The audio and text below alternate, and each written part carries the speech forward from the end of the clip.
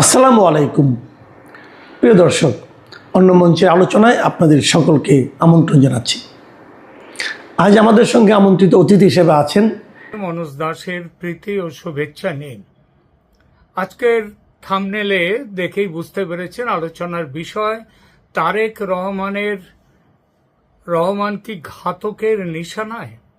বাংলাদেশের গুপ্ত হত্যার ইতিহাস কি আবার নিজেকে পুনরাবৃত্তি করতে চলেছে? এই বিষয় নিয়ে এখনকার আলোচনা।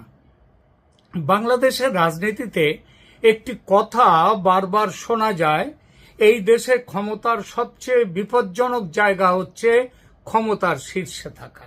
কারণ এই দেশের ইতিহাসে এমন একাধিক অধ্যায় রয়েছে যেখানে রাষ্ট্রপতি কিংবা রাষ্ট্রপ্রধানকে হত্যা করেছে বাইরের শত্রু নয়, বরং রাষ্ট্রযন্ত্রেরই একাংশ। শেখ মুজিবুর রহমান, জিয়াউর রহমান দুজনের হত্যাকাণ্ডেই বিদ্রোহী সেনা কর্মকর্তাদের সম্পৃক্ততার প্রমাণ ইতিহাসে প্রতিষ্ঠিত। আজ আবার নতুন করে একটি প্রশ্ন উঠছে, বাংলাদেশের বর্তমান প্রধানমন্ত্রী তারেক রহমান কি সেই একই ধরনের বিপদের মুখে? সম্প্রতি এক প্রাক্তন সেনা কর্মকর্তা, যিনি অতীতে জিয়াউর রহমানের খুবই ঘনিষ্ঠ ছিলেন বলে পরিচিত, তিনি দাবি করেছেন যে তিনি একসময় জিয়াউর রহমানকে ঢাকার বাইরে রাত্রি যাপন না করার পরামর্শ দিয়েছিলেন। জিয়া সেই পরামর্শ শোনেননি, পরে চট্টগ্রাম সার্কিট হাউসে তিনি নিহত হন। এখন নাকি একই সতর্ক বার্তা তিনি তারেক রহমানকেও দিয়েছেন। আর এখান থেকেই শুরু হয়েছে জল্পনা, এটা কি শুধুই একজন প্রবীণ সেনা কর্মকর্তার ব্যক্তিগত আশঙ্কা, নাকি এর পেছনে রয়েছে এমন কিছু তথ্য যা এখনো সাধারণ মানুষের সামনে আসেনি, পর্দার আড়ালে আছে, কিন্তু পর্দার আড়াল থেকে যে কোনো দিন তার প্রকাশ ঘটে যাবে সামনে। বাংলাদেশের ইতিহাসের দিকে তাকালে দেখা যায় ক্ষমতার পরিবর্তনের সঙ্গে সেনাবাহিনীর সম্পর্ক বহুবার আলোচনায় এসেছে। 1975 সালের 15ই আগস্ট জাতির জনক শেখ মুজিবুর রহমান নিহত। একের পর এক পাল্টা অভ্যুত্থান এরপরে ঘটেছে। 1981 সালে নিহত হয়েছেন রাষ্ট্রপতি জিয়াউর রহমান। 1975 সালের এর মধ্যে আবার 1975 সালের 3রা নভেম্বর মধ্যরাতে ঢাকা কেন্দ্রীয় কারাগারে বন্দী অবস্থায় বাংলাদেশের মুক্তিযুদ্ধের 4 শীর্ষ নেতাকে নির্মমভাবে হত্যা করার এক কলঙ্কজনক ঘটনাটি ঘটে, যার নাম বাংলাদেশের ইতিহাসে জেল হত্যাকাণ্ড নামে কুখ্যাত। বঙ্গবন্ধু শেখ মুজিবুর রহমানকে সপরিবারে হত্যার মাত্র 2.5 মাসের মাথায় তৎকালীন স্বঘোষিত রাষ্ট্রপতির নির্দেশে বিপথগামী কিছু সেনা সদস্য এই নারকীয় হত্যাকাণ্ড চালায়। এই হত্যাকাণ্ডে নিহত হয়েছিলেন 4 জাতীয় নেতা যারা ক্ষমতার শীর্ষে ছিলেন। সৈয়দ নজরুল ইসলাম, মুজিবনগর সরকারের উপরাষ্ট্রপতি, এবং সৈয়দ নজরুল ইসলাম তিনি হচ্ছেন মুজিবনগর সরকারের উপরাষ্ট্রপতি এবং মুক্তিযুদ্ধের সময় অস্থায়ী রাষ্ট্রপতি তিনি ছিলেন। তাজউদ্দিন আহমেদ মুজিবনগর সরকারের প্রধানমন্ত্রী, ক্যাপ্টেন এম মনসুর আলী মুজিবনগর সরকারের অর্থমন্ত্রী ছিলেন এবং পরবর্তীতে বাংলাদেশের প্রধানমন্ত্রী। AHM কামরুজ্জামান তিনি মুজিবনগর সরকারের স্বরাষ্ট্র, ত্রাণ ও পুনর্বাসন মন্ত্রী ছিলেন। এই 4 হত্যাকাণ্ডের মূল উদ্দেশ্য ছিল সদ্য স্বাধীন বাংলাদেশকে নেতৃত্বহীন করা ও মুক্তিযুদ্ধের চেতনা থেকে বিচ্যুত করা। কারা করেছিল পাকিস্তানপন্থী যারা মুক্তিযুদ্ধের বিরোধী ছিল, সেই শক্তিরা। ঐতিহাসিক এই দিনটিকে বাংলাদেশে প্রতি বছর জেল হত্যা দিবস হিসেবে পালন করা হতো, কিন্তু 24 জুলাই অভ্যুত্থানের পর সে দিনটি ভুলিয়ে দেয়া হয়েছে বাংলাদেশের মানুষকে। ইতিহাসের এই ঘটনাগুলি বাংলাদেশের রাষ্ট্র ব্যবস্থাকে দীর্ঘদিন প্রভাবিত করেছে।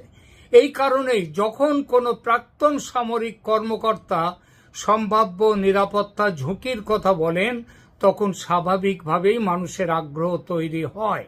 কিন্তু এখানে একটি গুরুত্বপূর্ণ প্রশ্ন আছে, কোন সংবাদ মাধ্যম, আন্তর্জাতিক সংবাদ মাধ্যম কে কি বলছে না বলছে এখানে কিচ্ছু যায় আসে না। কারণ আগেই বলেছি, ঘটনা থাকে প্রথমে পর্দার আড়ালে, কার্পেটের নিচে থাকে, একসময় কার্পেট থেকে বেরিয়ে আসে, পর্দার আড়াল ছেলে বেরিয়ে আসে। তার মানে এই নয় যে পর্দার আড়ালে আছে বলে কোনো কিছু হচ্ছে না, তা নয়, তা হচ্ছে। এই এত আশঙ্কা কেন? এর একটা কারণ বাংলাদেশের রাজনৈতিক ইতিহাস। যে দেশে অতীতে ক্ষমতার কেন্দ্রকে লক্ষ্য করে সহিংসতা ঘটেছে বারবার, সেখানে নিরাপত্তা নিয়ে অতিরিক্ত সতর্কতা অস্বাভাবিক নয়। এই যে 24 জুলাই অভ্যুত্থানে যে শেখ হাসিনাকে ওখান থেকে চলে আসতে হলো, তিনি চলে না এলেও মৃত্যু তার ক্ষেত্রেও অবধারিত ছিল। তবে একটি এখানে গুরুত্বপূর্ণ আরেকটি বিষয় আছে। বাংলাদেশের জন্ম যে দেশ কেটে, কিংবা বলা যায় যে দেশের পেট থেকে জন্ম বাংলাদেশের, সেই পাকিস্তানের ইতিহাসেও গুপ্ত হত্যার ধারাবাহিক ঘটনা আছে। গুপ্ত হত্যা বহু হয়েছে, হত্যা চেষ্টা ব্যর্থও হয়েছে, এমন ঘটনাও আছে। সুতরাং দেখুন, পাকিস্তানের ইতিহাসের দিকে এক পলক তাকান। বাংলাদেশের ইতিহাস যদি আমাদের সতর্ক করে, তাহলে পাকিস্তানের ইতিহাসও কম নাটকীয় নয়। দুই দেশের জন্ম একই রাষ্ট্র থেকে, দুই দেশের জন্ম মানে ভারত কেটে হয়েছে, কিন্তু ভারতে এই ধরনের ব্যাপার কিছুই নেই। কারণ সেনাবাহিনীর ভূমিকা ভারতে সেনাবাহিনীর জায়গাতেই রাখা হয়েছে। সামরিক এবং বেসামরিক ক্ষমতা কোনটা কার ক্ষমতা, সেটা সেইখানে নির্দিষ্ট করা। পাকিস্তানের ইতিহাসে আমরা দেখি ক্ষমতার শীর্ষে থাকাটা কখনোই নিরাপদ ছিল না। 1951 সালে পাকিস্তানের প্রথম প্রধানমন্ত্রী লিয়াকত আলী খান জনসভায় আততায়ীর গুলিতে নিহত হন। আজও কে হত্যাকারী, কার ষড়যন্ত্র, কিচ্ছু বাইরে আসেনি। এরপর 1979 সাল সাবেক প্রধানমন্ত্রী জুলফিকার আলী ভুট্টোকে সামরিক শাসক জিয়াউল হক মৃত্যুদণ্ডে দণ্ড দিলেন। আন্তর্জাতিক মহলের একাংশ মনে করে এই বিচার ছিল রাজনৈতিক উদ্দেশ্য প্রণোদিত, ঠিক যেভাবে শেখ হাসিনার বিচার রাজনৈতিক উদ্দেশ্য প্রণোদিত। তার কি হলো? জুলফিকার আলী ভুট্টোকে ফাঁসিতে ঝরানো হলো।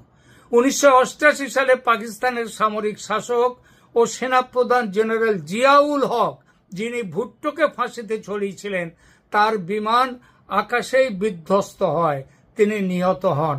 এটা ছিল স্পষ্ট নাশকতা, কোনো দুর্ঘটনার গল্প নেই। মার্কিন রাষ্ট্রদূত আর্নাল্ড রাফেল, তিনিও সেই বিমানে ছিলেন এবং তিনিও নিহত হন। এরপর 2007 সালে সাবেক প্রধানমন্ত্রী বেনজির ভুট্টো নির্বাচনী প্রচারের সময় রাওয়ালপিন্ডিতে আততায়ীর হামলায় নিহত হন। পাকিস্তানের ইতিহাসে সমানে চলেছে এইসব।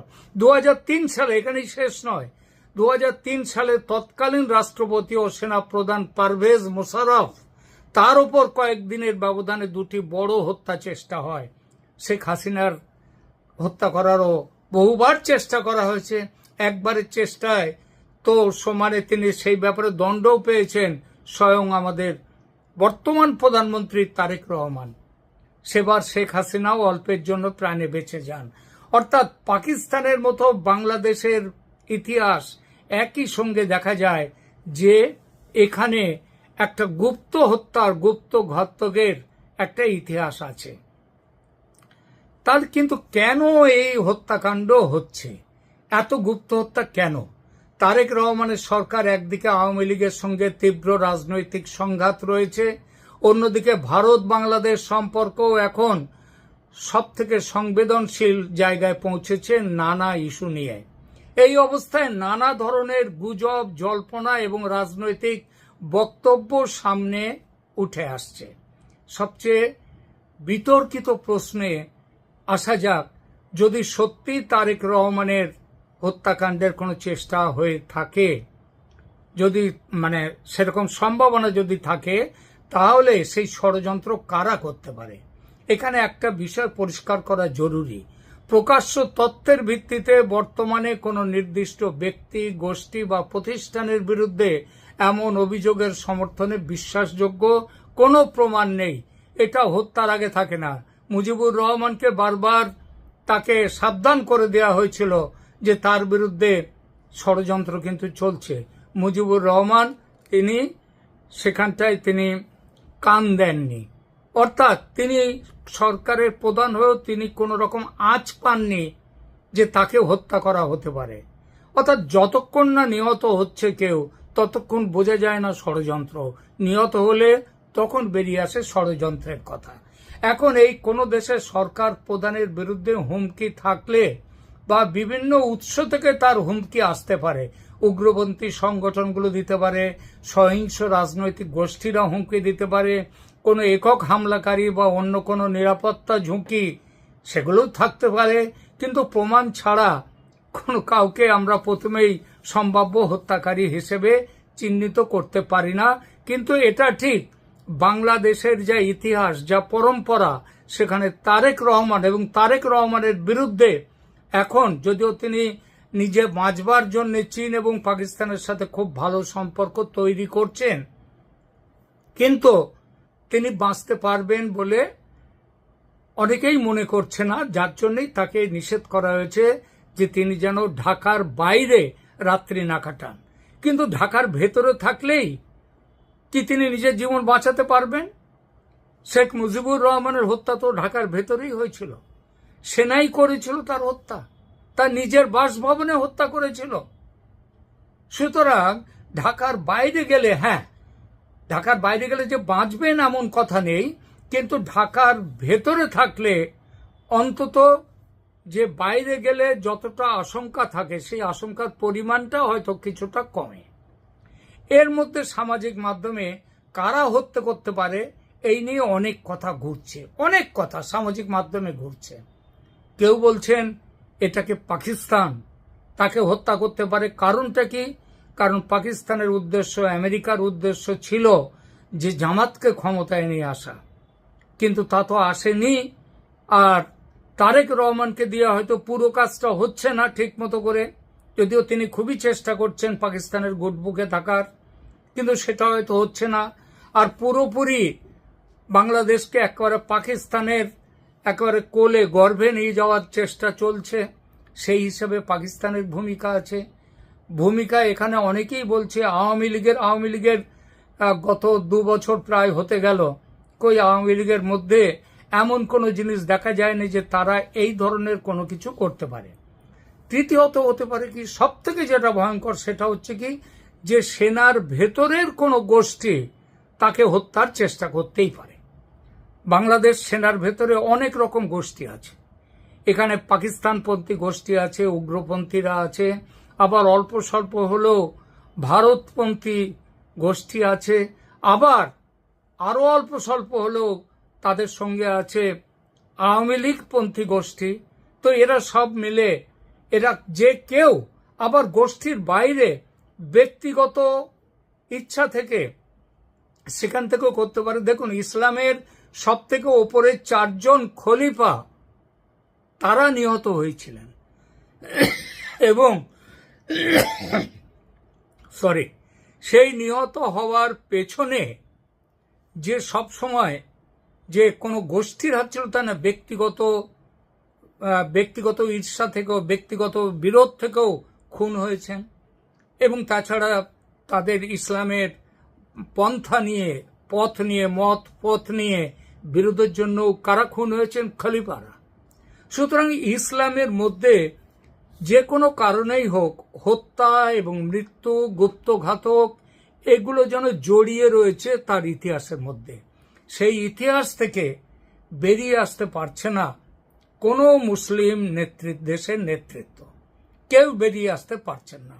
পাকিস্তান বেরিয়ে আসতে পারছে না, এমনকি বাংলাদেশও বেরিয়ে আসতে পারছে না। এর মধ্যে আরেকটি সম্পৃক্ততা, কার ভূমিকা আছে বলে সেটা কথা চলছে। কার ভূমিকা? সেটা হচ্ছে ভারতের ভূমিকা আছে কিনা।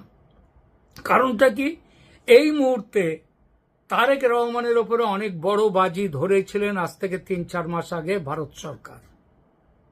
তাকে লন্ডন থেকে নিয়ে আসার জন্য ইলেকশন করা, যে মোহাম্মদ ইউনূস তো ইলেকশন করতে চাননি, 5 বছর ক্ষমতায় থাকার প্ল্যান ছিল তার, কিন্তু তা সত্ত্বেও আমেরিকা এবং ভারতের যৌথ চাপে ইলেকশন ডাকতে হয়েছিল এবং সেই ইলেকশনে ভারত মূলত তারা এগিয়ে গিয়ে তারা তারেক রহমানকে ফিরিয়ে আনার ব্যবস্থা করেছে এবং তারেক রহমানের দিকে তারা যেটাকে বলে গোল্ডেন মানে অলিভ ব্রাঞ্চ মানে তাদের দিকে তাদের সমর্থন তুলে দিয়েছিলেন, কিন্তু তারেক রহমান সেই সমর্থনকে তিনি শেষ পর্যন্ত মর্যাদা দেননি। এখন এই মুহূর্তে ভারত এবং বাংলাদেশের সম্পর্ক সেই ইউনূস আমলের মতো তলানিতে এসে নেমেছে। এই পরিস্থিতিতে অনেকেই যেমনভাবে স্বাভাবিক যেটা বাংলাদেশের পক্ষে তারা বলছে যে এই তারেক রহমানকে হত্যার পরিকল্পনায় ভারত থাকতে পারে। আবার এই সঙ্গে অনেকেই বলছেন যে ভারত যেমন পাকিস্তানে একের পর এক সন্ত্রাসবাদী নেতারা তারা মারা যাচ্ছে, তাদের খুন করা হচ্ছে, বাংলাদেশেও বেশ কিছু খুন সম্প্রতিকালে হয়েছে, হত্যা হয়েছে, তার পেছনেও একটা সঙ্গ একটা দিক থেকে ভারতের সম্পৃক্ততার একটা কথা উঠছে। কারণ অজিত ডোভালের এই ব্যাপারে অনেক সুনাম বা দুর্নাম সেগুলো রটছে। সুতরাং বাংলাদেশের এই তারেক রহমান হত্যার মানে আশঙ্কার পেছনে ভারতের ভূমিকার কথা অনেকে বলতেই পারে, কিন্তু ভারতের আবার বলি ভারতের বিরুদ্ধে এই ধরনের কোনো ষড়যন্ত্রের কথা কোনো প্রমাণিত নয় সেটা। তবে একটা জিনিস তো বলাই যায়, সর্বোচ্চ দপ্তরে সর্বোচ্চ স্তরে তার শত্রুকে হত্যা করা কিংবা রাজনৈতিক কারণে কাউকে হত্যা করা তার বহু প্রমাণ ইতিহাসে ঘটে গেছে। লাল বাহাদুর শাস্ত্রীকে নিয়ে যাওয়া হয়েছিল তাশখন্দে 1965 ভারত পাকিস্তান যুদ্ধের পর। তারপর যে পরিস্থিতিতে তাকে পাওয়া গিয়েছিল, তার মৃত্যু ঘটেছিল, সেই মৃত্যুর কোনো পোস্টমর্টেম ময়না তদন্ত আজ পর্যন্ত হয়নি। এখন অবশ্য হওয়ার কোনো প্রশ্নই নেই, কিন্তু তাশখন্দ ফাইল সেখানে দেখানো হয়েছে, সেখানে পরিষ্কার বলা হয়েছে এই হত্যাকাণ্ডের পেছনে আর সোভিয়েত রাশিয়ার কি ভূমিকা থাকতে পারে বা কি ভূমিকা ছিল। এরকম বহু হত্যাকাণ্ড ঘটেছে আমাদের দেশে এবং বিদেশে সর্বত্র। সুতরাং রাজনৈতিক কারণে তারেক রহমানকে কোনো বিদেশি শক্তি যে হত্যা করতে পারে না এমন ঘটনা নয়। যদিও বাংলাদেশের ইতিহাসে শেখ মুজিবুর রহমানকে যারা হত্যা করেছিল তাদের কি আপনারা মনে করেন তারা সব দেশের ভেতর থেকে তারা তাদের নিজেদের ইচ্ছায় করতে গিয়েছিল হত্যা? একদমই নয়। তারা একটা আন্তর্জাতিক ষড়যন্ত্র, পাকিস্তানের ষড়যন্ত্র, তার ঘুঁটি হিসেবে হত্যাকারী হিসেবে তারা গিয়েছিল। একই অবস্থা জেল হত্যাকাণ্ড তো ঘটেছিল। সুতরাং তারেক রহমানের হত্যার ঝুঁকি, কিন্তু যে আশঙ্কার কথা বলা হয়েছে সেটা মিথ্যা নাও হতে পারে, কারণ বাংলাদেশ পাকিস্তান তাদের ইতিহাস এর পক্ষেই সমর্থন দেয়। দেখা যাক ভবিষ্যতে কি আছে বাংলাদেশের কপালে, কি আছে তারেক রহমানের কপালে। তবে একটা জিনিস কিন্তু মনে রাখতে হবে, শেখ হাসিনা বলেছেন ডিসেম্বরের মধ্যেই, আমি আবার বলছি ডিসেম্বর নয়, তিনি অক্টোবর নভেম্বরের মধ্যেই তিনি দেশে ফিরবেন। এ ব্যাপারে আমেরিকা এবং ভারতের মধ্যে একটা সমঝোতা হয়ে গেছে। এই সমঝোতার প্রেক্ষিতে আবার কোনো রাজনৈতিক ডামাডোল যদি বাংলাদেশে করবার ইচ্ছা কারো থাকে সেটাকে একেবারে উড়িয়ে দেওয়া যায় না। এখনকার মতো এখানেই রাখছি। ভালো থাকবেন, ধন্যবাদ।